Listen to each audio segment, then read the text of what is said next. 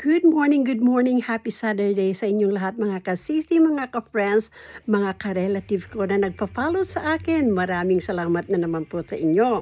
Without you, wala ako dito. Okay? So, it's a big help na nandiyan kayo na sumusuporta sa akin. Maraming salamat ha. Anyway, nakakatawa, it's so funny, makapailag. Okay, ginamit ko na lahat yung Tagalog, Ilocano, English. Nako, patay tayo niyan.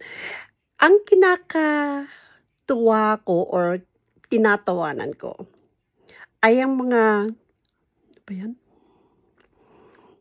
Kumakain kasi ako kaya merong gano'n dito.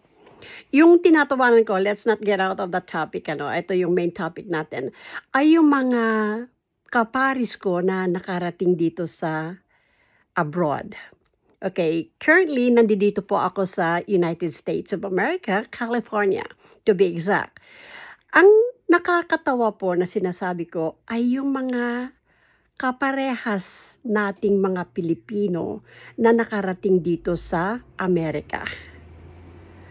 Ang sinasabi ko po, ang tinutukoy ko ay yung mga bagong dating na kung kakausapin mo sila ay ini-English ka. Tapos tatanungin mo na kung gaano sila katagal dito sa Amerika. Wala pa palang 1 taon. Pero nakalimutan na nila yung lengguwahe natin na Pilipino or dialect natin na Ilocano or Bisaya or whatever kung saan tayo nanggaling Pero nakakatawa lang dahil hindi na sila marunong magtagalog or magsalita ng kanilang sariling wika. Ay nabulol ako, sariling wika. Anyway, ako, bilang nag-abroad din dito, FYI lang po, 46 years na po ako dito sa Amerika. Pero never kong nakalimutan ang aking dialect na Ilocano. Ilocano pa rin ako, kininana. So anyway, ang Tagalog din po. Pero, let me tell you about my Tagalog. Siyempre, Ilocano po ako. Bihira magamit ang Tagalog nang nandoon pa ako sa Pilipinas. Kaya, FYI na naman po. Nung nagkolehiyo po ako dito sa California, dito ko po inaral ang Tagalog. Kaya, natuto akong magtagalog. Marunong naman na po ako magtagalog noon pero hindi gaano kasi Ilocano nga po ang salita ko noon. Ngayon, natuto ako dito sa Amerika magtagalog. So yun po, hindi ko po pinipintasan yung mga iba na hindi marunong magtagalog, pero ang aking kinatawanan ay yung mga bagong dating na nakakalimutan na nila ang kanilang sariling wika. Nakakatawa po, hindi po ba? Tapos ini-English ka.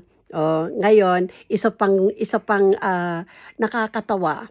Pag may na-meet kang Pilipino, okay? Pag may na-meet kang Pilipino, tatanungin nila, "Saan ka nagtatrabaho?" Tapos sasabihin mo, "Sa ospital."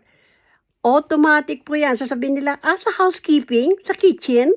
Gano'n. Kaya ang alam ng ibang tao, pagka Pilipino ka, automatic sasabihin nila nagtatrabaho ka sa housekeeping. Tanggalin po natin yung mindset na yun dahil hindi po lahat ay nagtatrabaho sa kitchen or sa housekeeping. Although wala naman pong masama doon, kaya lang um, wag nating pangungunahan yung tao na magsabi kung ano siya. Dahil sabi ko nga po, hindi po lahat ng Pilipino ay nandoon lang sa housekeeping or doon sa kitchen. Hindi po. Marami pong matataas ang posisyon ng mga Pilipino dito sa Amerika. Meron yung mga nasa corporate office, andyan yung mga nakaupo lang sila sa opisina nila, mga manager, mga supervisor, or even director. Okay? Kaya wag nating ibababa ang katungkulan nating mga Pilipino dahil ang mga Pilipino, meron yan meron. Ito po, maraming Pilipinong mahuhusay, matatalino, at may mataas na pinag-aralan.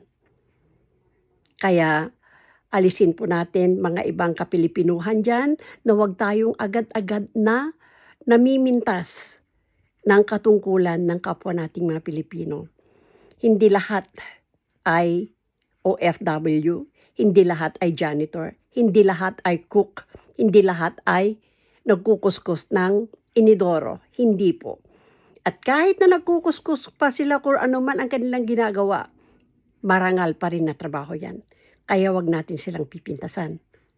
Magandang araw na naman po at maraming salamat sa pakikinig. Happy Saturday!